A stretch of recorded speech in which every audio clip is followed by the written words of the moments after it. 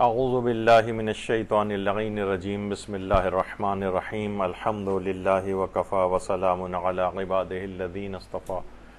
اللہم صلی علی محمد وعلی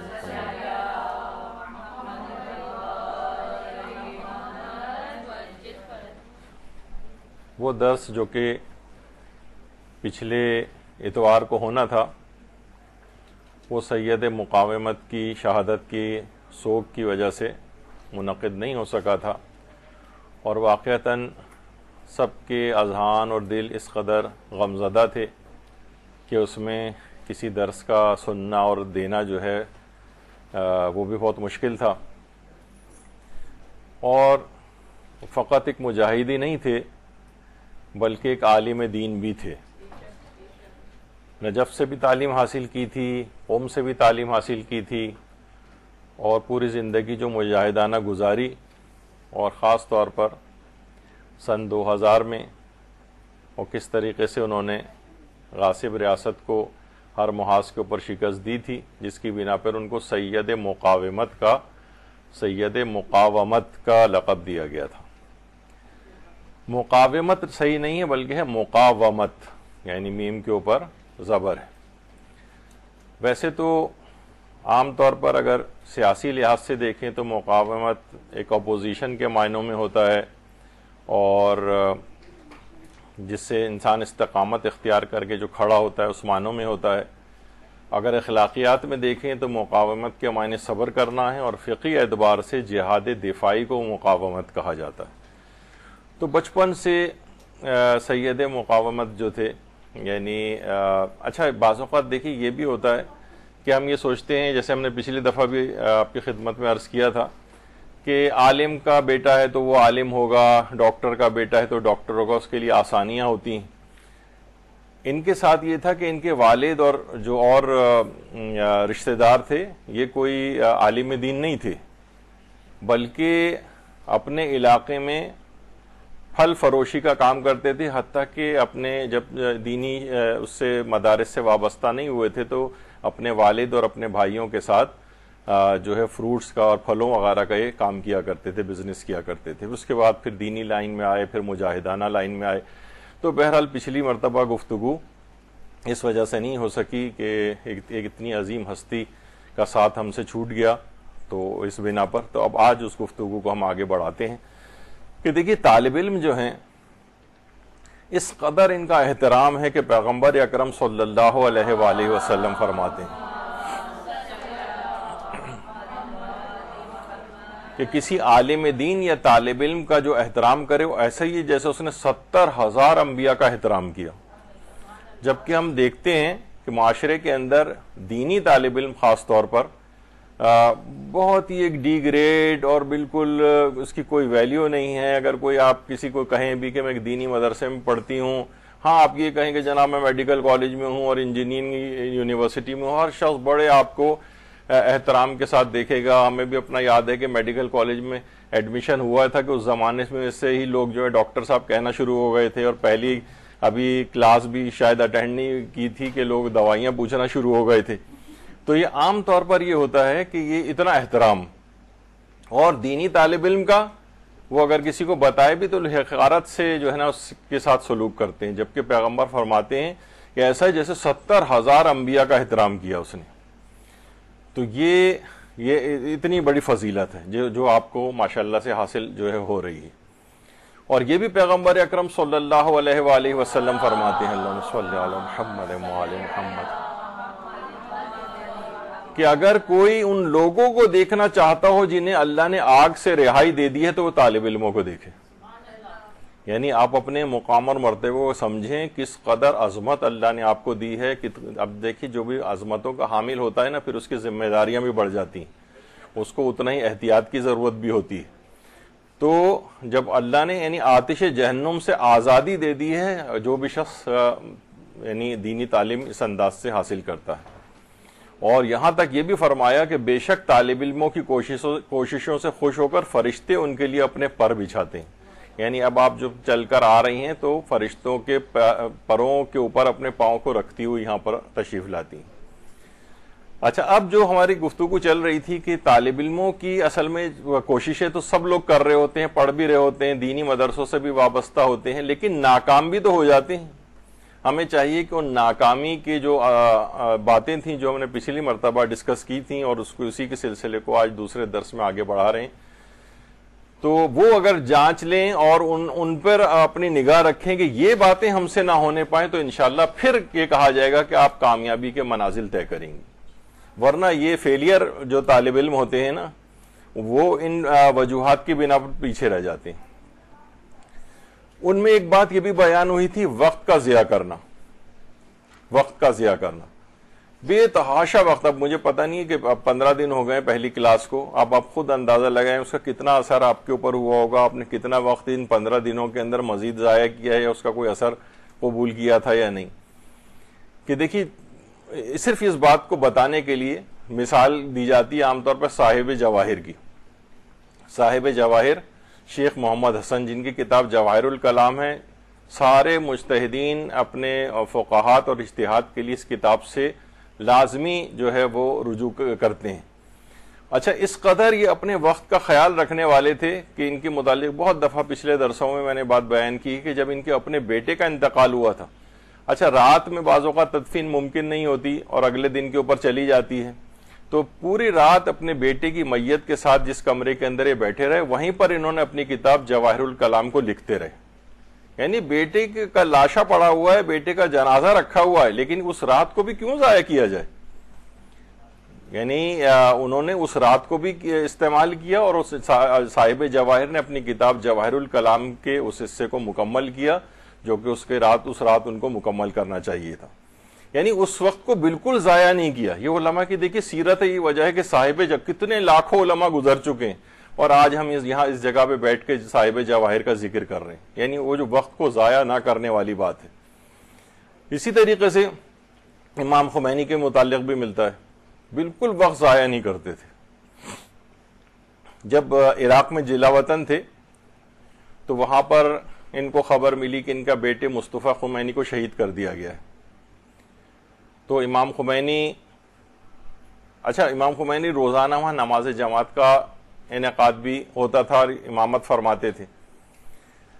اگلے دن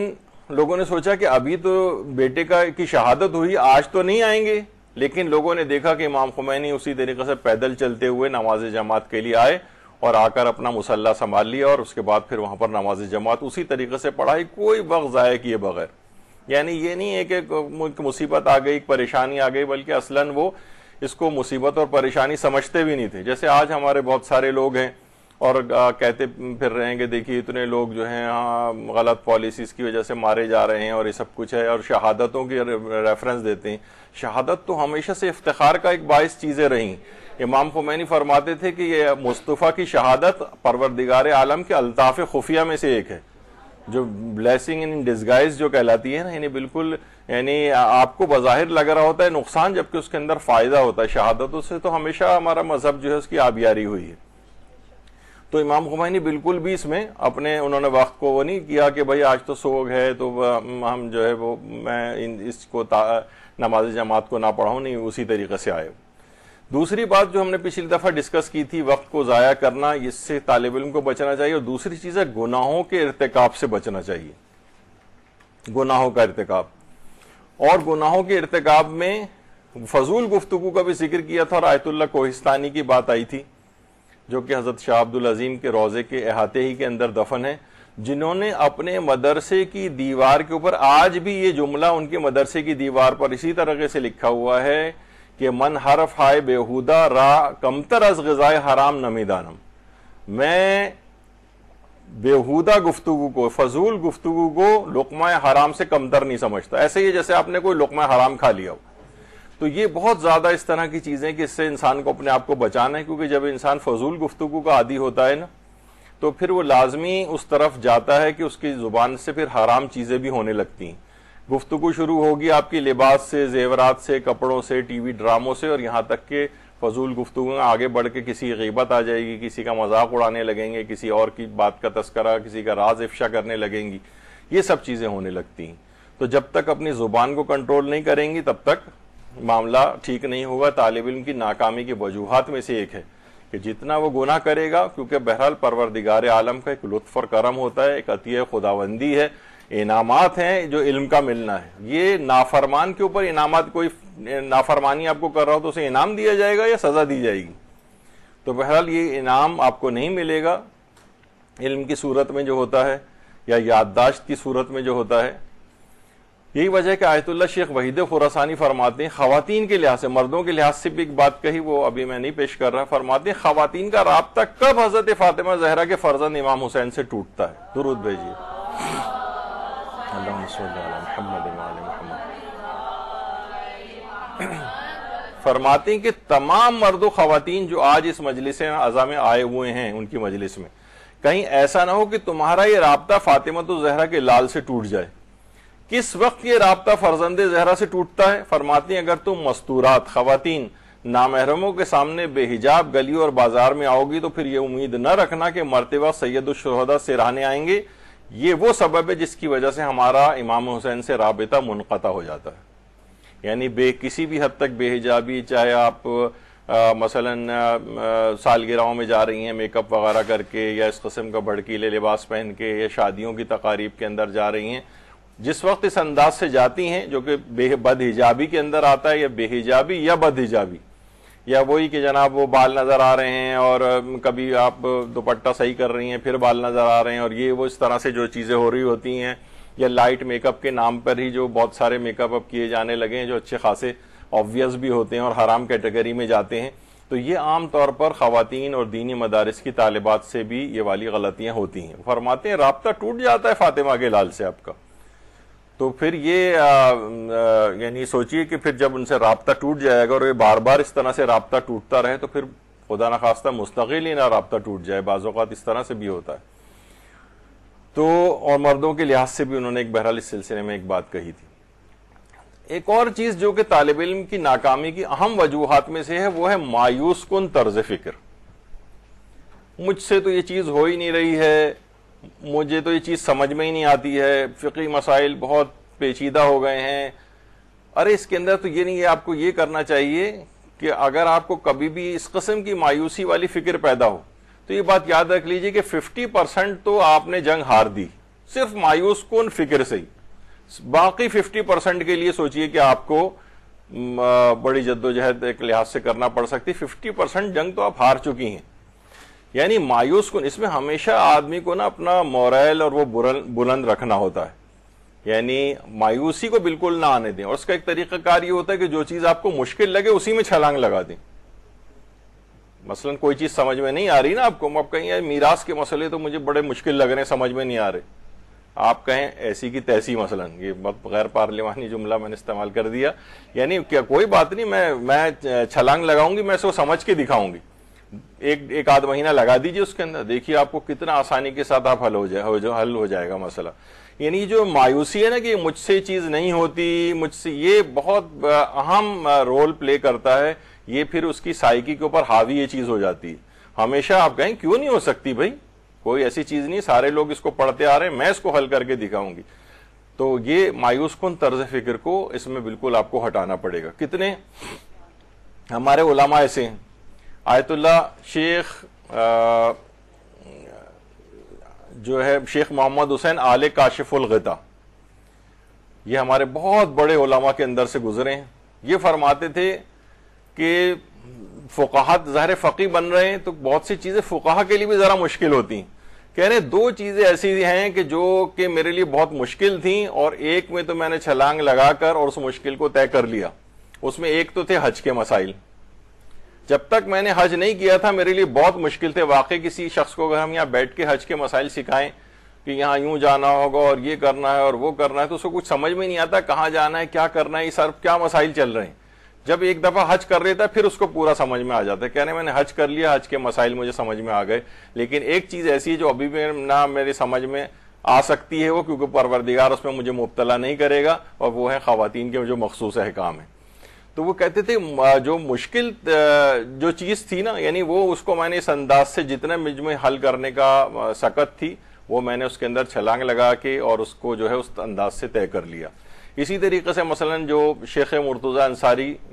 جو آپ کو پتہ ہے کہ شیخ مرتضی انصاری ہماری تاریخ تشیع کے یعنی جو سب سے ٹاپ کلاس اور جو پہلے نمبر کے لحاظ سے جنہیں کہا جائے کہ فقہ کے اندر اس قدر مہارت ان کی تھی کہ خاتم الفقہاء والمجتہدین کا لقب انہیں دیا گیا تھا شیخ انصاری کو. اور ان کی اپنی جو والدہ محترمہ تھیں جنہوں ان کے متعلق اکثر و بیشتر ذکر آتا ہے، تربیت اولاد کے لحاظ سے بہت ذکر آتا ہے کہ ہر دفعہ ان کو شیر خوارگی کے زمانہ جب ان کا چل رہا تھا تو اس وقت بغیر وضو کے جو ہے وہ دودھ تک نہیں پلاتی تھیں ان کو. تو لوگوں نے جب یہ ظاہر فقیہ ہو گئے اور ان کا ایک بڑا نام ہو گیا تو ان کی والدہ سے لوگوں نے کہا کہ بھائی آپ نے تو بہت زبردست تربیت کی ہے، آپ نے شیخ انصاری جیسا فقیہ پیدا کیا ہے اور ایسی تربیت کی ہے. تو ان کی والدہ نے کہا اب دیکھیں کہ بلند فکری کس قدر ہے، مایوس کون والا طرز فکر نہیں ہے. کہا کہ یعنی سمجھانے کے لحاظ سے کہا کہ میں نے تو کوشش کی تھی کہ اس کا علم امام زمانہ کے کسی حد تک قریب ہو جائے، یہ تو صرف شیخ انصاری ہی بن سکا ہے. یعنی اتنا ہائی لیول کا اپنا جو ہے انہوں نے کرائیٹیریا رکھا. مثلا اگر کوئی شخص ہے کہ جناب مجھے صرف ویسے دنیاوی لحاظ سے کہہ رہا ہوں بی اے ہی کرنا ہے مجھے، تو وہ انٹر کی حد تک رہ جاتا ہے. کوئی جناب کہتا ہے کہ یہ مجھے مثلا ایم اے کرنا ہے تو وہ بی اے تک رہ جاتا ہے. لیکن اگر کوئی کہے کہ جناب مجھے پوسٹ ڈاکٹرل کرنا ہے تو پی ایچ ڈی تو کم سے کم وہ اس تک تو پہنچے. یعنی جتنا اپنا ایک معیار اپنا وہ بلند رکھے گا اتنا اس کے قریب پہنچنے کی کوشش کرے گا. یہ جو مایوس کن طرز فکر ہے طالب علموں کا اور دینی طالب علموں کا خاص طور پر، یہ جو احساس کمتری ٹائپ کا ہوتا ہے کہ نہیں میں کہاں، مجھ سے نہیں ہوتا، میں کہاں یہ مقام حاصل کر سکتا ہوں یا کر سکتی ہوں، میں اتنا علم کیسے، تو کیا ہوگا وہ پہلے سے ہی اپنے آپ کو بہت نیچے کی طرف لے آیا ہے. اس نے اپنا معیار بہت نیچے کی طرف کیا ہے. جو جتنا بھی معیار آپ نے اپنا قائم کیا اس سے کہیں پھر نیچے ہی آپ رہتے ہیں. جیسے انہوں نے کہا کہ میں چاہتی تھی کہ اتنا علم حاصل کرے کہ امام زمانہ کہ یعنی لوگوں کو صرف سمجھانے کے لیے کہ یہ بہت علم میں ترقی کرے تو پھر کہیں جا کے شیخ انصاری بنے گا. یعنی ظاہر ہے کہ امام کے پاس تو علم لدنی ہے، اس کے مقابلے میں تو کوئی آ ہی نہیں سکتا، نہ کوئی تصور کر سکتا ہے. لیکن بہرحال یہ کہ ایک بڑا ایک دماغ کے اندر ایک مقام کو رکھنا، پھر اس تک پہنچنے کی کوشش کرنا. تو یہ جو طالب علموں کے ساتھ ہی آپ اپنے اندر بھی دیکھیں، اگر کہیں پہ بھی آپ کو یہ مایوس کن طرز فکر آپ کے اندر پیدا ہو رہا ہے تو یہ طالب علموں کے لیے ایک زہر قاتل ہے ان کی علم کے لیے.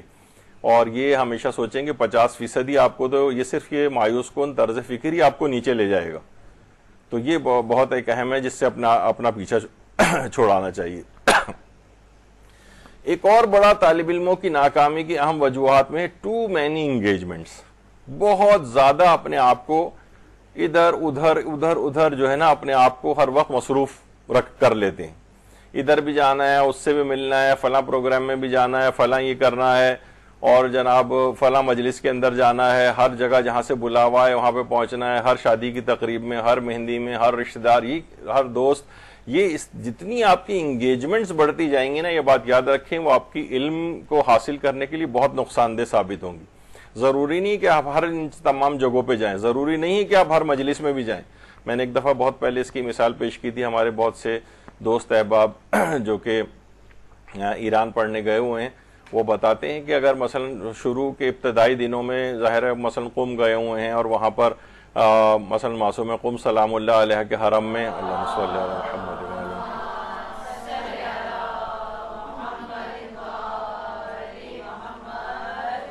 معصومہ کے حرم میں، وہاں پہ مثلا دعائے کمیل ہو رہی ہے، وہاں پہ اگر وہ کہتے تھے کہ اگر ہم کبھی ہمارے استاد ہمیں دیکھ لیتے تھے ہم اس طرح کے کسی پروگرام کے اندر بیٹھے ہوئے ہیں تو اگلی دفعہ جب ہم کلاس میں جاتے تھے تو ہماری سخت سرزنش ہوتی تھی. وہ کہتے تھے کہ دیکھو تم بہت مختصر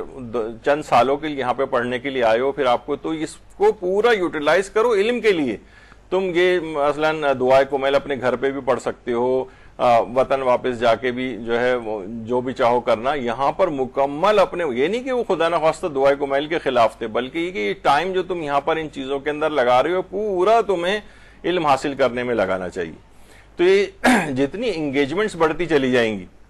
ضروری نہیں ہے کہ ہر جلسے کے اندر، ہر جلوس کے اندر، ہر جگہ آپ کو جہاں کوئی قومی کوئی ایسا مسئلہ ہو جس میں علماء تشخیص دیں کہ ہاں جناب سب کا جانا ضروری ہے. بعض اوقات خواتین کے لیے لحاظ سے بھی وہ کہتے ہیں کہ اس میں شرکت آپ کی ضروری ہے، یعنی سب علماء اس کی تشخیص دیں تو چلیں پھر ایک الگ مسئلہ ہے. لیکن ہر جگہ ہر موقع پر ہر وقت وقت پہنچنا, ہر مجلس میں جانا, ہر تقریب میں جانا, خاندان کی ہر تقریب میں جانا, یہ جتنی بھی انگیجمنٹس بڑھتی چلی جاتی ہیں. بہت سے اس طرح کی بھی آپ کی جو سہیلیاں یا دوست ہیں, مثلا آپ کی دوست کی جو تائی ہیں ان کا انتقال ہو گیا تو اب آپ وہاں پہ بھی جا رہی ہیں, اور کوئی دوست مرد حضرات ہیں ان کے کسی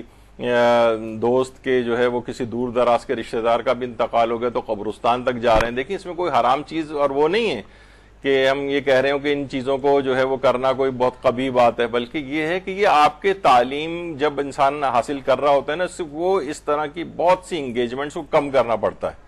اگر آپ نے نہیں کی اور ہر جگہ آپ ویسے ہی ٹائم دیتی رہیں تو یہ آپ علم حاصل نہیں کر سکیں گی. ٹھیک ہے, پھر آپ ہلکا پھلکا طریقے سے آپ کریں گی علمی دنیا کا سفر, اور کوئی خاطر خواہ کسی مقام تک نہیں پہنچ سکیں گی. اس کے لیے لازمی ہے کہ ان چیزوں کو کٹ ڈاؤن کرنا پڑے گا. اپنی انگیجمنٹس کو کم کیجئے, اور خود آپ دیکھیں کہ کہاں گھر کے بہت سارے افراد جا رہے ہیں, آپ کا کوئی جانا ضروری نہیں ہے. آپ سال 6 مہینے میں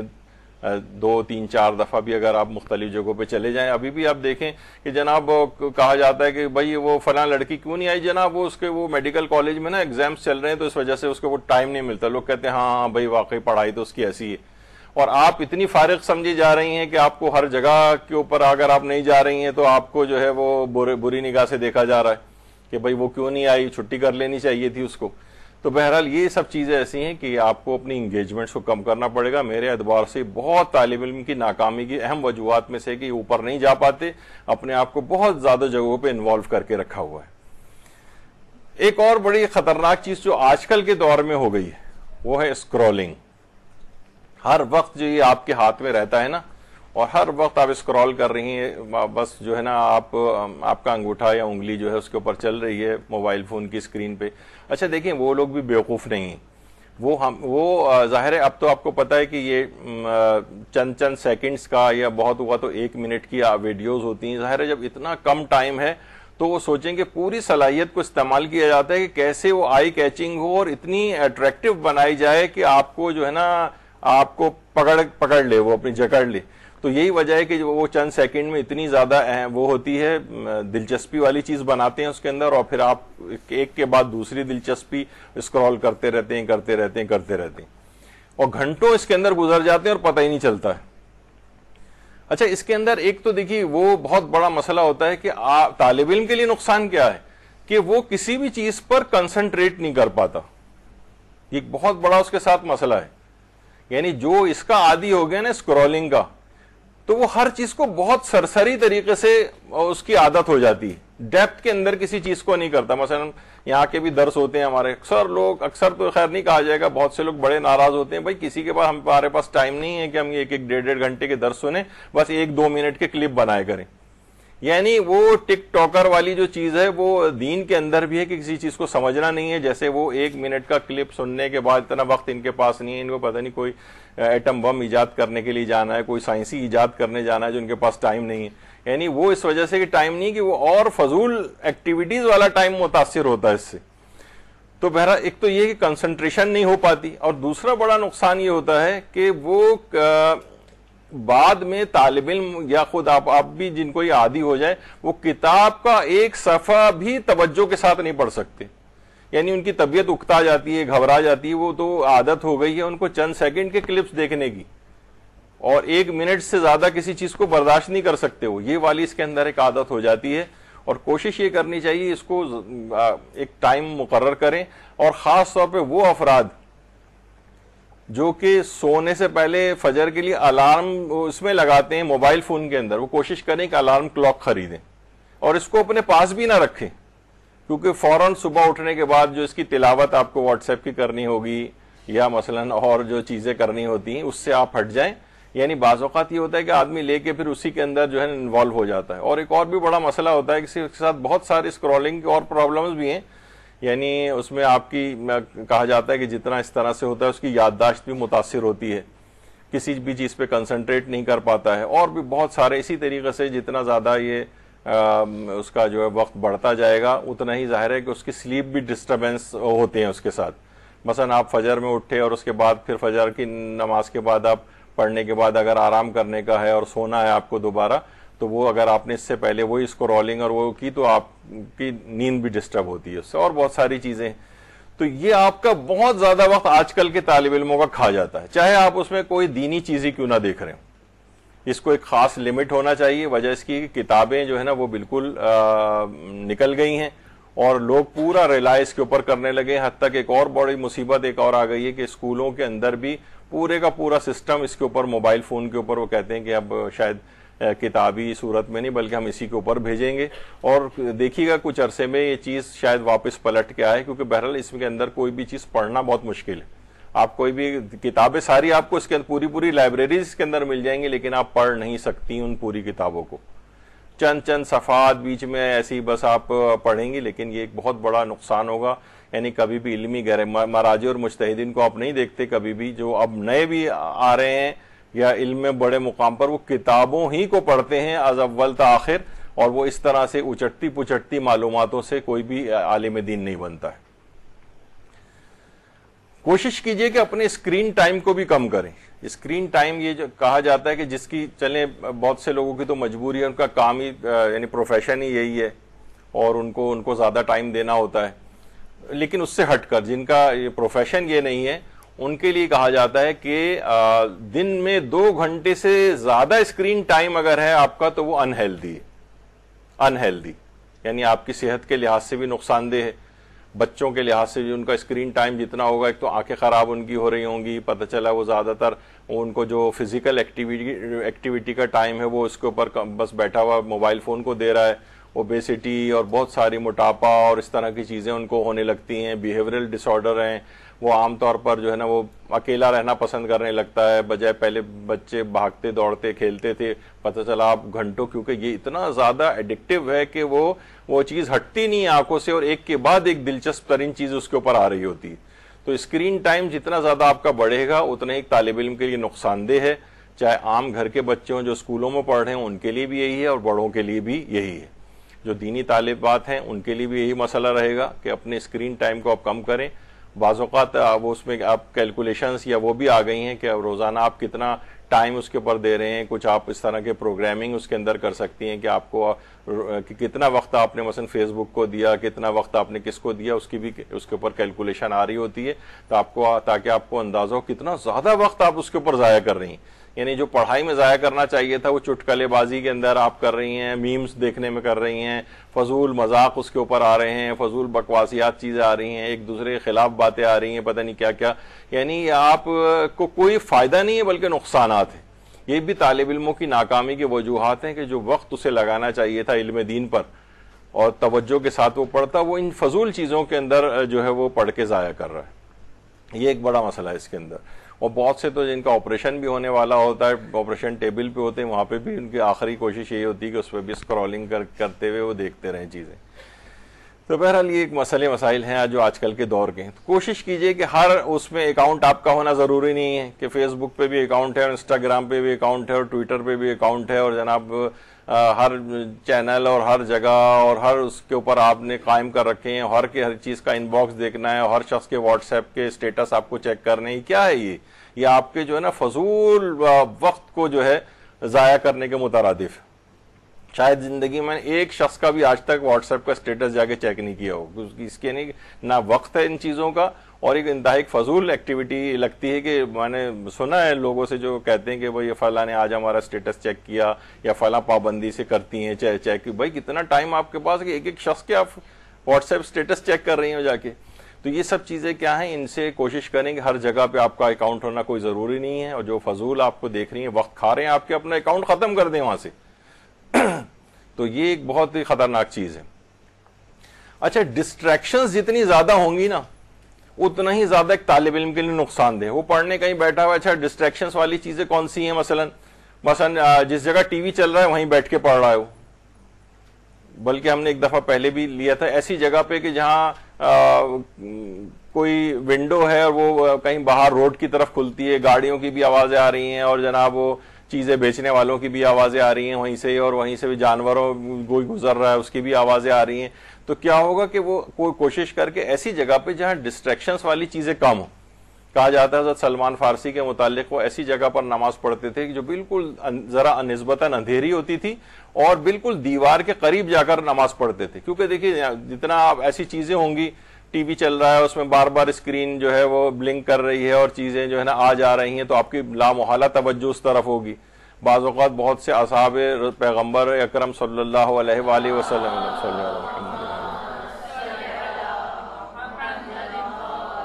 ملتا ہے کہ ایک صحابی نے اپنا پورا باغ جو ہے وہ رائے خدا میں صدقہ کر دیا تھا. وہ کہہ رہے تھے کہ جب میں یہاں پہ آ کر نماز پڑھتا ہوں تو چڑیوں کی چہچہاٹ مجھے متوجہ کر لیتی ہے اور میری نماز میں کنسنٹریشن کم ہو جاتی ہے. تو یہ چیزیں کیا ہیں کہ بہت ساری چیزیں جو ڈسٹریکٹ کرنے والی ہوں, آپ کو اپنی منزل سے ہٹانے والی ہوں, ان کی طرف آپ نہ جائیں. اور یہ موبائل فون بھی اسی کے اندر ہے. مثلا آپ بظاہر کوئی چیز سرچ کرنے جاتی ہیں, دینی چیز سرچ کر رہی ہیں آپ, تو وہ پتہ چلا آپ کو ڈسٹریکٹ کر کے کسی اور طرف لے جائے گا, اور پتہ چلا وہ آپ بھول گئیں, اور پتہ نہیں اس میں جو نئی نئی ونڈوز کھلی ہوئی ہوتی ہیں اس کے اندر آپ کہاں سے کہاں پہنچ گئیں. تو یہ آپ کو جو ہے نا, جو آپ کو راہ سے منحرف کرے, دین کی پڑھائی کی راہ سے, تعلیم کی راہ سے, ہر وہ چیز آپ دیکھیں کہ یہ چیز میرے وقت کو کھا رہی ہے اور یا مجھے یہ ڈیویٹ کر کے کہیں اور لے جا رہی ہے. آپ کو جو بہت اپنے آپ کا نگران اپنا خود بننا پڑے گا اور دیکھنا پڑے گا کہاں آپ کو نقصانات ہو رہے ہیں. اور خاص طور پہ یہ جو موبائل فون ہے, اس نے کتاب کے ساتھ جو حشر کی ہے یہ آپ کے سامنے, یعنی اس نے بالکل کتاب کے وجود کو جو ہے وہ ختم کر کے رکھ دیے. لوگ کہتے ہیں اب ہر چیز ہم اسی کے اوپر پڑھ لیتے ہیں, اب ہم ہر چیز جو ہے اس کے اوپر ہی دیکھ لیتے ہیں, لیکن ان کبھی کوئی علمی گہرائی اس سے پیدا نہیں ہو سکتی. اس سے کچھ چیزوں میں مدد لی جا سکتی ہے اور بہت مددگار بھی ہے, لیکن بس آپ مدد لیں اور فوراً وہاں سے نکل کے واپس آ جائیں. یعنی اگر آپ وہیں اٹکے رہ گئے اس کے اندر, موبائل فون کے اندر, یا مثلا اپنے لیپ ٹاپ پہ یا کسی جگہ, اور انٹرنیٹ تو وہ کہیں سے کہیں آپ کو لے جائے گا, یہ بہت زیادہ کتاب کے اوپر ایک ظلم ہو گیا ہے. ورنہ ہم نے پہلے بھی, اس سے پہلے تقریباً ہر سال یہ کہتے ہیں کہ ایک چھوٹی موٹی ایک لائبریری کتابوں کی ہر خاتون کی ایک پرسنل ہونی چاہیے. بلکہ یہ بھی کہا تھا کہ بہت سی چیزیں ایسی ہیں کہ جو کہ عام طور پہ ہم دیکھتے ہیں کہ گھر میں وہ ایک ہی ہوتا ہے اور ہر شخص اس سے کنسلٹ کر رہا ہوتا ہے. جس طریقے سے ہر شخص کا تولیہ الگ ہوتا ہے, جس طریقے سے اور چیزیں جو ہیں وہ ہر شخص کی الگ ہوتی ہیں, تو اسی طریقے سے ہر شخص کی مثلا قرآن الگ ہونا چاہیے, ہر شخص کی توضیح المسائل الگ ہونی چاہیے. اس میں اپنے فٹ نوٹ کوئی لگا رہا ہے, کوئی چیز لکھ کے لگا رہا ہے, کوئی چیز ہے, تو وہ قرآن بھی ہونا چاہیے ہر شخص کا. یہ نہیں کہ ہمارے یہاں عام طور پہ کیا ہوتا ہے کہ ایک قرآن ہوتا ہے وہ بھی جزدانوں میں لپٹا ہوا, کہیں بہت اونچی جگہ پہ رکھا ہوتا ہے, سیڑھی لگا کے اسے اتارنا پڑتا ہے. توضیح المسائل کے ساتھ بھی مثلا یہ کہ اگر ہو تو ایک ہے گھر کے اندر, نہیں, ہر شخص کی الگ ہونی چاہیے. یہ ہر شخص کی ہر وقت روزانہ کی ضروریات میں سے صحیفہ کاملہ ہر شخص کی الگ ہو, لیکن ہمارے ہاں نہیں ہوتا. اور اسی طریقے سے ایک چھوٹی موٹی ایک لائبریری جس میں بتدریج ہر سال کتابوں کا اضافہ ہو, تو یہ آپ کے پاس ہونی چاہیے. ورنہ کیا ہوتا ہے کہ عام طور پر لوگوں کو دلچسپی نہیں ہوتی کتابیں خریدنے سے, بلکہ جو گھر میں ہوتی ہیں وہ بھی اس طرح ردی کی دکانوں پہ جاتی ہیں. یقین جانیے کہ جہاں پہ کسی بھی مومن کا انتقال ہوتا ہے تو سب سے پہلے جو فضول ترین چیز گھر سے اس کی کتابیں نکالی جاتی ہیں, کسی طریقے سے اس کو اٹھا کے مدرسۃ القائم پہنچا دیا جائے اور یہاں لا کے وہ ڈھیر کر کے جو ہے نا وہ مثلا چلے جاتے ہیں. تو یہ ہر شخص کے پاس گھر میں, اب کہا جاتا ہے نا کہ یعنی ایک بھی اگر ورق, ابھی آگے چل کے شاید آئے گا بھی, کہ ایک بھی ورق اگر کوئی شخص لکھا ہوا اپنے گھر میں چھوڑ گیا تو قیامت میں جہنم کی آگ سے وہ امان نامہ بن جائے گا اس کے لیے. تو لوگ کیا کرتے ہیں کہ اس کو پوری کتابوں کو نکال کے ہی پھینکوا دیتے ہیں. بہت سے تو ایک صاحب علم شخصیت تھے, ان کی وائف نے ان سے کہا ہوا کہ جس دن آپ کا انتقال ہوگا تو پہلے دن یہ جو کباڑ اپنے گھر میں جمع کیا ہوا کتابوں کی صورت میں, اس کو ہم سب سے پہلے نکلوا کے پھینکوائیں گے. خیر, تو یہ جو ہے یہ ہوتا ہے.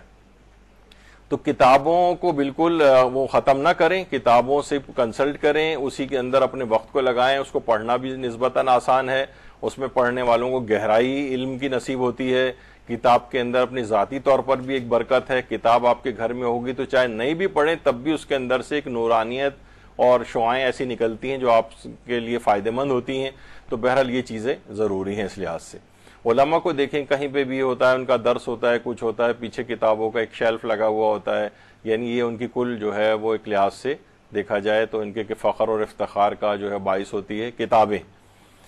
اچھا, اب اس کے بعد جو بڑا نقصان طالب علموں کو ہوتا ہے, جو میرے اعتبار سے بہت ہی بڑا نقصان دہ والی چیز ہے, وہ ہے برے اور ڈفر دوستوں کا انتخاب کرنا. ایک تو برے ہیں, برے معنوں میں کہ بری عادات ہیں, بری صفات ہیں, اور دوسرا ہے کہ پڑھائی کے لحاظ سے بھی ڈفر ہیں. یعنی اگر آپ نے ایسے کسی دوست کا انتخاب کیا ہوا ہے کہ جن میں یہ خصوصیات ہیں بری, یا تو پڑھائی کے لحاظ سے بہت ویک ہیں وہ, تو یقین جانیے کہ وہ آپ کی بھی آدھی سے زیادہ صلاحیتوں کو کھا جائے گا. جس طرح ہوتا ہے نا کہ گندی مچھلی جو ہے وہ کھا جاتی ہے, وہ اپنا پورے کمرے کو بدبودار کر دیتی ہے, چاہے آپ کتنے ہی عطر کی بوتلیں اس میں کیوں نہ رکھ دیں, لیکن ایک اس کی بدبو سب پہ حاوی ہو جاتی ہے. تو اول تو برے اور دوست خود آپ اندازہ کریں کہ بھئی یہ اس میں بری خصوصیات ہیں, یہ تو مجھ پر اثر انداز ہو رہی ہے, مجھ میں بھی بری صفات پیدا کر رہی ہے, فضول باتوں میں مجھے انگیج کر رہی ہے, حرام چیزوں کی طرف مثلا لے جا رہی ہے, یا مثلا یہ ڈفر ہے, یعنی خود بھی نہ اس کو پڑھنے کا کوئی شوق ہے, اور دوسری بات ہے کہ آپ بھی اگر پڑھ رہے ہیں تو بعض اوقات مذاق اڑانے لگتی ہیں اس کا, یا کوئی بھی اس طرح کی چیز. تو ایسوں سے تو اپنی دوستی کو آپ بالکل منقطع کریں اور بہتر اور اچھے دوست بنائیں. اس پہ پوری یہاں پر کلاسز ہو چکی ہیں, کتاب بھی مدرسے کی دوستی کے موضوع کے اوپر ہے, وہ اگر آپ تو اس کے اندر ساری خصوصیات ہوں گی, پھر آپ دیکھیں گے ان کا آپ انتخاب کریں. کیونکہ حضرت امیر المومنین علی ابن ابی طالب علیہ السلام فرماتے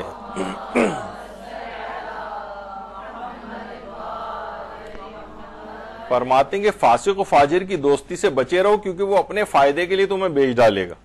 یعنی جو اس خراب قسم کے دوست ہوتے ہیں وہ ہمیشہ بہت زیادہ مردوں میں بھی نقصان پہنچاتے ہیں, خواتین جو اگر کوئی دوست آپ کی ہو گئی تو وہ بھی آپ کو اسی انداز سے نقصان پہنچائے گی.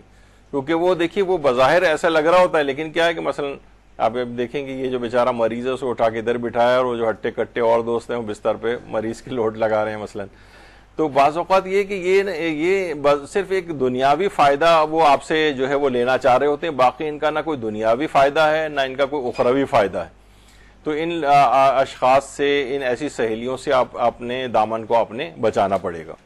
اور یہ بھی حضرت امیر المومنین فرماتے ہیں, اللہم صلی علی محمد وعلی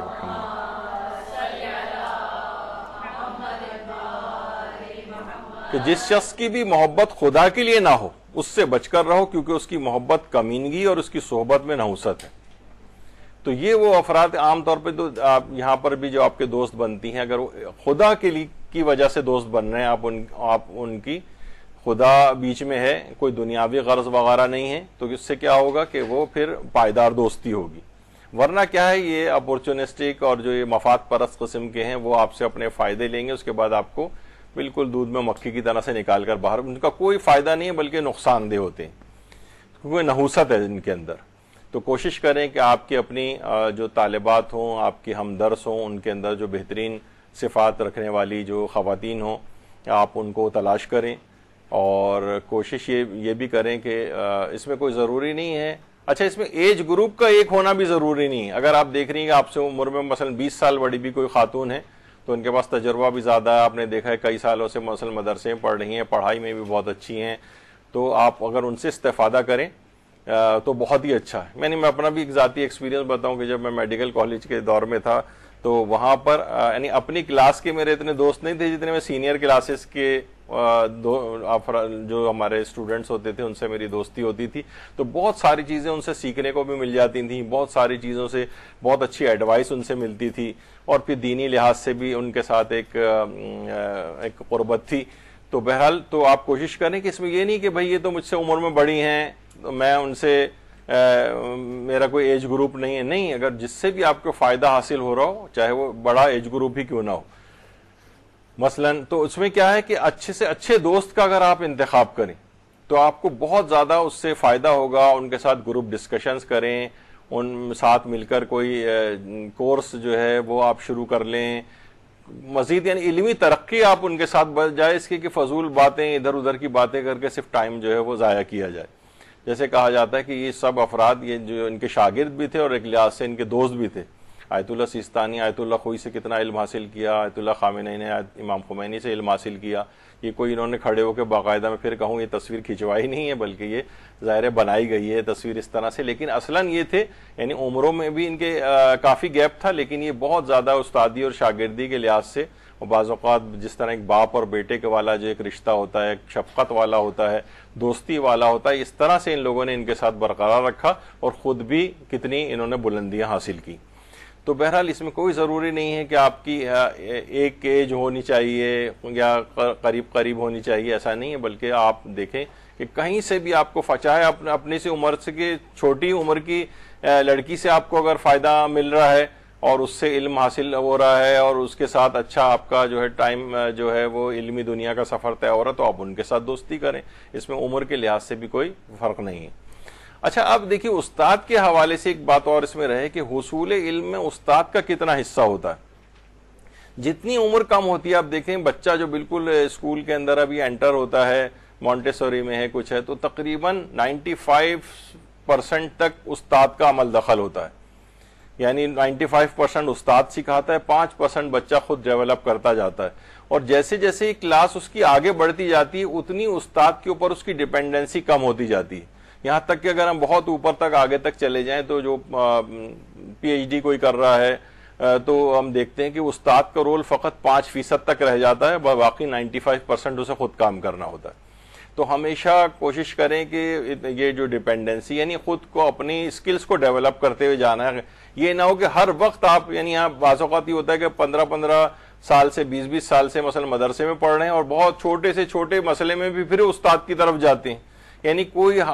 صلاحیت اتنی حاصل نہیں کی کہ چھوٹے مسائل کو بھی خود سے یعنی اتنی حاصل کر لیں کہ ان چیزوں کو حل کر لیں۔ یعنی بعض اوقات یہ بھی ہوتا ہے جیسے ہمارے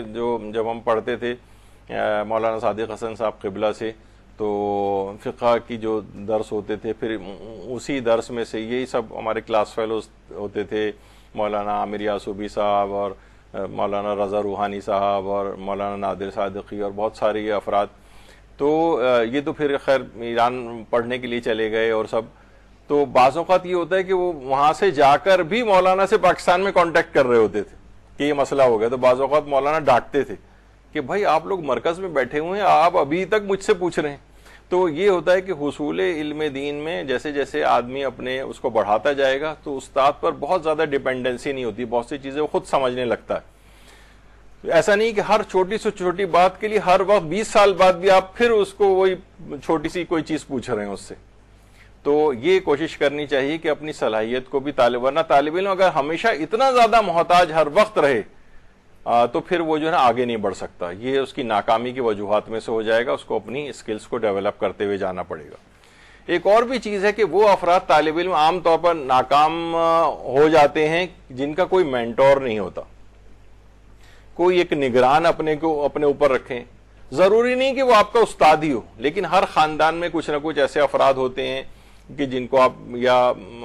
جان پہچان والے ہوتے ہیں جنہیں آپ مینٹور بنا سکتی ہیں اپنا، کہ ذرا ہم دیکھ لیں، وہ آپ کو مشورے دیتے رہتے ہیں کون سی کتاب پڑھو، کتنا پڑھو، کیسے پڑھو، ذرا ان کی ظاہر ہے کہ ایکسپیرینس افراد ہوتے ہیں، وہ ان کی اس سے بہت ساری چیزوں سے اگر آپ ان کے انڈر میں رہیں اور کسی ایک کو اپنا اس انداز سے نگران جو ہے اپنے بنا لیں، مینٹور بنا لیں، تو آپ کا بہت زیادہ وقت جو آپ ادھر ادھر ضائع کر دیتی ہیں تجربات کرنے میں، وہ اپنے تجربات کی روشنی میں آپ کو اس سے نکال لے گا۔ اور تو یہ اچھا، یہ میں نے ابھی کہا کہ ضروری نہیں ہے، بلکہ عام طور پہ یہ دیکھا گیا کہ جو استاد ہوتے ہیں شاید وہ اتنے اچھے مینٹور نہیں ہو پاتے، اس کے لیے الگ سے آپ کوئی دیکھیں، ہر خاندان میں ہوتے ہیں، اور خاندان میں اگر ایسے کوئی بھی نہیں ہے تو واقعتاً یہ ایک ماتم کرنے کا موقع ہے کہ یعنی اس قسم کے افراد بھی اب بالکل ختم ہوتے جا رہے ہیں کہ جن سے کوئی گائیڈنس لی جا سکے، تو یہ تو اور خطرناک بات ہوگی۔ اور آپ کسی طور پر ہو گئی تو آپ بہت اچھے مشورے اپنی سی جونیئر طالبات کو دے سکتی ہیں، دیکھو اس میں ہم نے بہت وقت ضائع کیا، تم اس میں وقت ضائع مت کرنا، فلاں چیز پڑھنا، تو بہت ساری آپ کی چیزوں کو جو ہے وہ وقت ضائع ہونے سے بچ جائے گا۔ تو طالب علم کی ناکامی کی اہم وجوہات میں سے ایک یہ بھی ہے کہ وہ کسی کو بھی اپنا اچھے کسی فرد کو اپنا مینٹور نہیں بناتے اور وقت ضائع کرتے جاتے ہیں، انہیں پتہ ہی نہیں ہوتا کہ اس میں ہمارے سال لگ گئے۔ جیسے آیت اللہ محمد حسین طباطبائی فرماتے تھے کہ کاش بہت سارے علوم جو میں نے اس زمانے میں حاصل کیے ہیں ان علوم کو میں نہ پڑھتا اور پورا وقت اس سے بھی زیادہ میں قرآن کے اوپر لگا دیتا تو میرے اتنے سال ضائع نہیں ہوتے۔ کتنے ایسے علماء ہیں جیسے آیت اللہ شہاب الدین مرشی نجفی کہتے تھے کہ انہوں نے بھی کتنے ایسے علوم جو ہے وہ حاصل کیے تھے، اور ان کے جو بیٹے ہیں فرماتے ہیں کہ وہ آخری عمر میں یعنی ذرا ندامت کا اظہار کرتے تھے کہ کاش میں فلاں اس کے اندر اپنے ان وقت کو نہ لگاتا۔ تو بہت سارے اس طرح کے علوم کے اندر انسان چلا جاتا ہے کہ جو اس کا نا وقت کو کھا جاتے ہیں۔ تو یہ جو مینٹور ہوتا ہے نا، یہ آپ کی ان چیزوں کو بچاتا ہے، اور آپ کی کیونکہ دیکھیے زندگی محدود ہے، وہی ہر ایک کے پاس ایک مخصوص ٹائم ہے، اس کو جتنا فضول علوم کو بھی حاصل کرنے میں لگائیں گے یہ آپ کی زندگی کو ضائع کروا دے گا۔ ایک اور بہت چیز جو خواتین کے لحاظ سے تو علی الخصوص ہے، اس کو میں ہر سال ہی تقریباً بیان کرتا ہوں، پور ڈائٹ. سوچتے ہیں کہ اس کا کیا تعلق ہے علم سے؟ جی بہت تعلق ہے. یقین کیجئے کہ ابھی یہاں پر ہمارے پاس تو خیر انتظام نہیں ہے نہ یہ کرنا ہے، لیکن ابھی آپ کی بلڈ سیمپلنگ کی جائے تو اکثریت کو اینیمیا نکلے گا، خون کی کمی. اکثر کو 90% سے زیادہ نہ 95% خواتین کو وائٹامن ڈی کی ڈیفیشنسی نکلے گی. اکثریت کو وائٹامن B12 کی ڈیفیشنسی نکلے گی. اچھا اس سے کیا ہوتا ہے؟ دیکھیے وہی والی ساری چیزیں، ابھی میں بہت زیادہ اس کو یعنی طبی طرف نہیں جا رہا ہوں، لیکن کیا ہوتا ہے اگر کسی کے اندر خون کی کمی ہے، بہت معمولی نہیں یعنی تھوڑی سی زیادہ ہے، بعض اوقات یہاں ہوتا تھا کہ جناب وہ خواتین ہیں وہ بے ہوش ہو گئی ہیں، کچھ ہیں، بعض اوقات ٹیسٹ وغیرہ بھی لکھ کے دیے، پتہ چلا ہیموگلوبن 7% ہے، 8% ہے. اچھا اس سے کیا ہوتا ہے؟ خون کی کمی سے ایک عجیب مایوسی، پژمردگی، پڑھنے میں دل نہ لگنا، یہ سب چیزیں پتہ چلا کہ یہ وہ سوچ رہی ہوتی ہیں کہ شاید یہ ہمارے اندر کوئی کمی اور خرابی ہے کہ ہم سے پڑھائی میں ہمیں دل نہیں لگ رہا. وہ اصلاً خون کی کمی کی وجہ سے ہو رہا ہے، وہ اصلاً وائٹامن ڈی کی ڈیفیشنسی سے ہو رہا ہے. تو غذائیت ایسی ہے نہیں. عام طور پر کئی گلاس آپ روزانہ دودھ کے پئیں، شاید بہت سے ماہرین کہتے ہیں کہ تقریباً 7-8 گلاس، بہت سے تو 10-12-14 گلاس کے متعلق بھی کہتے ہیں، تو پھر اتنا سفیشینٹ وائٹامن ڈی آپ کو ملتا ہے کہ جو کہ روزانہ ڈیلی انٹیک کے لیے ریکمینڈڈ ہو. تو وہ تو عام طور پر نہیں ہوتا، تو آپ کو انجیکشن یا کیپسول کے ذریعے مثلا لینے پڑتے ہیں. تو وہ خواتین اپنا جو ہے چیک کروائیں. بعض اوقات یہ بھی ہوتا ہے ہر وقت سستی ہونا، دل نہ لگنا، جلدی تھک جانا، پژمردگی. اس کی اور وجوہات بھی ہیں. پتہ چلا آپ کی جو ساری جو وہ ڈسٹرب ہو رہی ہے طالب علمانہ زندگی، وہ ان فزیکل بیماریوں کی وجہ سے ہو رہی ہے. خون کی کمی سے ہو رہی ہے، وائٹامن ڈی کی کمی سے ہو رہی ہے، وائٹامن B12 کی کمی سے ہو رہی ہے، تھائرائیڈ کے پرابلمز چل رہے ہیں جو سالہ سال ایسی چل رہے ہیں انڈائگنوزڈ. تو بعض اوقات اس میں سالانہ کچھ اپنا بجٹ کر کے اپنے ٹیسٹ وغیرہ کرا لینے چاہیے، تاکہ انسان کو یہ ہو کہ مجھے اس طرح کی کوئی چیز تو نہیں، اور پھر اس کو امپروو کرے. جیسے ہی ان کے ہیموگلوبن کے لیول، وائٹامن ڈی کی ڈیفیشنسی اور یہ جو B12 یا اس طرح کی اور چیزیں، وہ اپنے ڈاکٹر سے آپ مشورہ لے کے وہ کریکٹ کر لیں گی تو آپ کو یہ ساری چیزیں دوبارہ ٹھیک ہو جائیں گی. آپ کی پڑھائی میں بھی دل لگے گا، دماغی صلاحیتیں بھی جو ہیں وہ آگے بڑھیں گی. تو یہ ایک بہت بڑی اہم چیز ہے کہ جس کی طرف خصوصیت کے ساتھ ایک ان کو توجہ دینی چاہیے. ورنہ کیا ہے، پوری زندگی اسی ناکامیوں میں گزر جائے گی. یعنی دل نہیں چاہ رہا پڑھنے کا، آپ سوچ رہی ہیں میرا دل لگتا ہی نہیں ہے پڑھائی کے اندر، دینی پڑھائی میں بھی، تو آپ ناکام ہو جائیں گی. پتہ چلا کہ وہ جو فزیکل کاز تھا اس کا، وہ اس طرف آپ نہیں گئیں اور کوئی اس کو کوئی اسپرچول کاز سمجھتی رہیں کہ مجھ میں پتہ نہیں کیا توفیقات کی کمی ہو گئی کہ میں علم حاصل نہیں کر پا رہی. اسی طریقے سے کہا جاتا ہے اچھی عادتوں کا ترک کرنا. یہ اگر کوئی ترک کر دے جو اچھی عادتیں، وہ بھی میں مثال دیتا ہوں. اچھی عادتوں کو ترک اگر کوئی شخص کر دے تو پھر کیا ہوگا؟ پھر وہ طالب علم کی ناکامی کی وجوہات بن جائیں گی. اچھی عادتیں کون سی ہیں؟ مثلا سونے جاگنے کے ٹائمنگز کو، یہ اچھی عادت ہے کہ انسان جو ہے نا روزانہ اپنے، یہ نہیں کبھی بھی چاہے سو گئے، کبھی لیٹ سو گئے، کبھی جلدی سو گئے، دیر تک سوتے رہے، یعنی کوئی ٹائم ٹیبل کے تحت نہ ہو. اگر انسان کی زندگی، چاہے انسان کم سوئے، جیسے امام خمینی کے متعلق کہا جاتا تھا کہ رات 12 بجے سوتے تھے اور 3 بجے رات کو اٹھ جاتے تھے. اچھا ضروری نہیں ہے کہ ون گو میں ہی پورا آپ 7-8 گھنٹے کی نیند پوری کریں. بعض اوقات یہ بھی ہوتا ہے کہ مثلا آپ نے 3 گھنٹے اس طرح سے سوئے، اس کے بعد سورج نکلنے کے بعد 1-2 گھنٹہ سو گئے، پھر دوپہر میں قیلولے کے وقت آپ نے، تو اس کلیکٹیولی ملا کر بھی آپ کی نیند پوری ہو جائے تو اس میں بھی کوئی ایسا مذائقہ نہیں. تو لیکن اس طرح سے بہت لمبے لمبے عرصے کے لیے سوتے رہنا،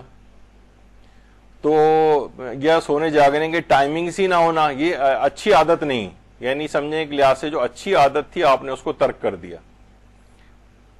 تو بچوں کے اندر بھی یہی ہوتا ہے. بچوں کی جو پور اسکول پرفارمنس ہے، وہ جب رات کو 1-2 بجے کے قریب بچہ سوئے گا، پھر صبح آپ اس کو اٹھا دیں گی زبردستی کر کے، اس کو آپ اسکول بھیجیں گی، تو وہاں پہ پور پرفارمنس ہوگی اس کی، کیونکہ وہ ٹھیک سے نیند ہی نہیں لے پایا، جو زیادہ تر بچوں کے ساتھ آج کل ہو رہا ہے. اور پھر اس کا دل بھی نہیں چاہے گا اسکول جانے کو، پھر چھٹی کرنے کو دل چاہے گا اس کا. وہ میں کوئی لطیفہ پڑھ رہا تھا کہ طالب علم کے ان کے استاد محترم جو ہے پانی میں ڈوب رہے تھے، تو خوشی سے اچھل پڑا کہ اب تو کل تو چھٹی ہو ہی جائے گی کم سے کم. تو بہرحال یہ اس قسم کی باتیں. تو رات کو بہرحال یہ کہ اچھا اس کو اپنی ایک نیند لینی چاہیے اور ایک روٹین کو اس میں قائم کرنا چاہیے. یہ ایک اس کی نظم و ضبط والی لائف جو ہوگی نا, جو اچھی خصوصیات ہیں اس کو اگر طالب علم ترک کر دے تو اس کی ناکامی کی وجوہ بن جاتی ہیں وہ. جب ہی پیغمبر اکرم صلی اللہ علیہ وآلہ وسلم فرماتے ہیں اللہم صلی علی محمد, فرماتے ہیں علم کی طلب میں جلدی اٹھو کیونکہ جلدی اٹھنے میں برکت اور نجات. یہاں پر سحر خیزی کے موضوع پر ایک درس پچھلے سالوں میں لیا جا چکا ہے. اس میں سحر خیزی کے جتنے فائدے ہیں ایسے ایسے کہ واقعی اگر انسان ان کو سن لے, باوجود کوشش کے لوگ اس کو کر نہیں پاتے ہیں. لائف سٹائل اتنا زیادہ خراب ہو چکا ہے. پہلے تو یہ ہوتا تھا کہ جناب 11 بجے فرمان الہی سن کے کم سے کم ٹی وی بند ہو جاتا تھا. اب تو نہ ٹی وی بند ہوتا ہے, نہ آپ کا موبائل فون بند ہوتا ہے,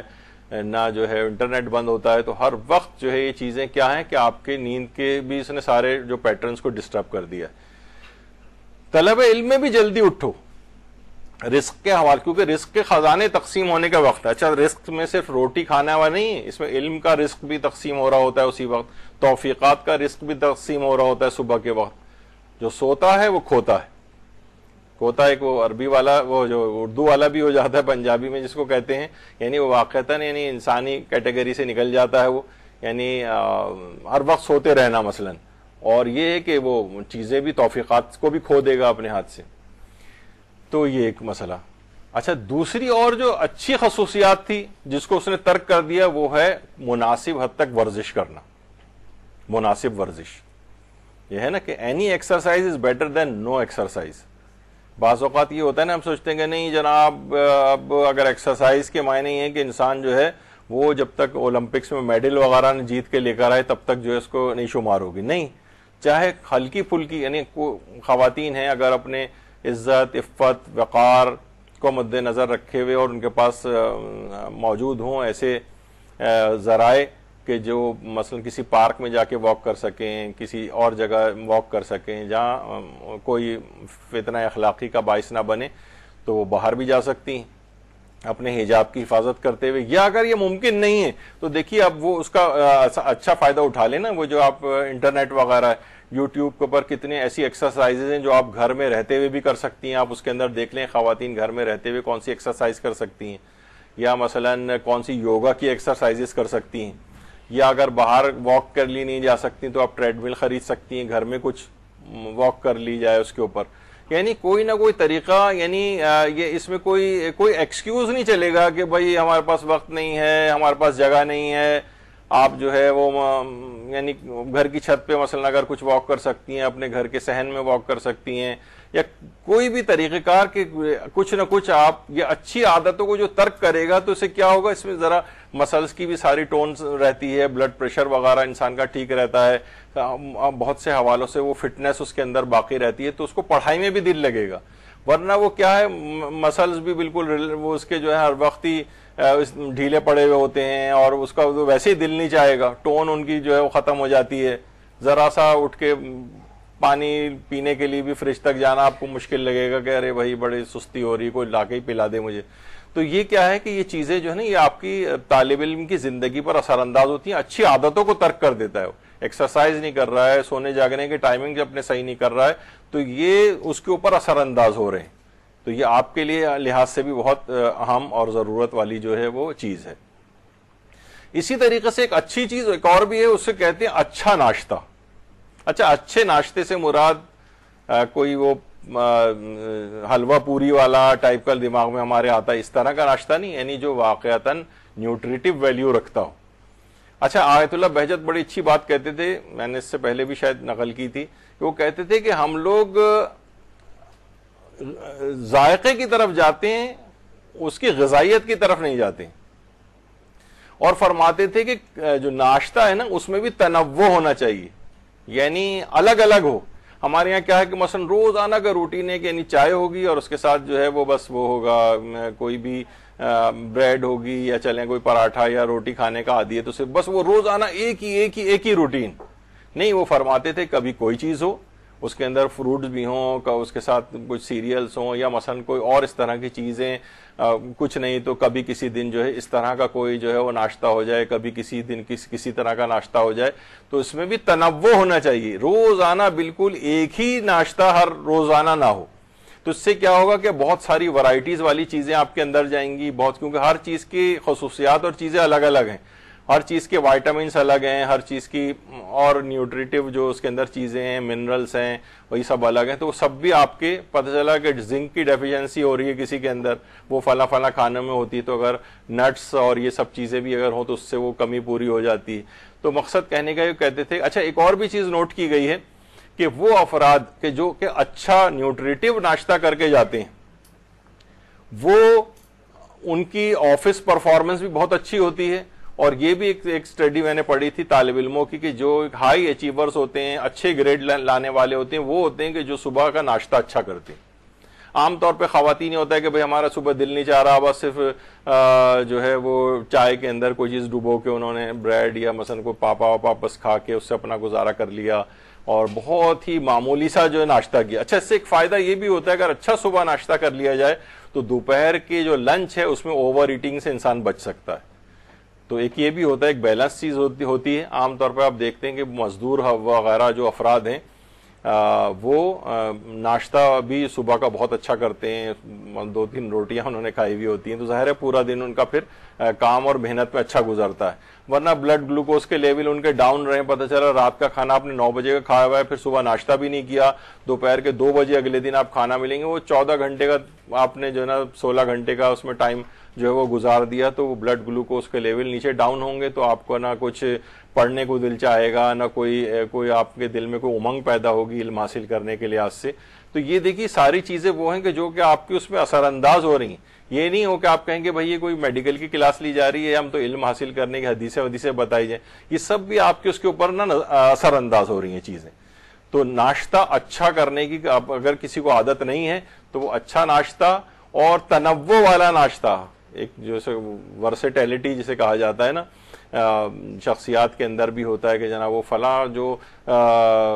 فنکار ہے وہ بڑا ورسٹائل ہے، وہ ہدایت کاری بھی کرتا ہے تو گلوکاری بھی کرتا ہے تو جناب اداکاری بھی اچھا کرتا ہے. تو اس طرح سے اس کے اندر بھی ہے کہ بہت ساری ورائٹی آپ کے پاس ہونی چاہیے. کوشش کر کے دیکھیں اپنے ناشتوں اور کھانوں میں اس طرح سے کرنے کی تبدیلی، تو آپ دیکھیں گے کہ بہت اس میں فوائد آپ کو حاصل ہوں گے. اور خاص طور پر اس کے اندر یعنی یہ جو فروٹس اور ویجیٹیبلز بھی خواتین کی ڈائٹ سے بالکل نکل گئے.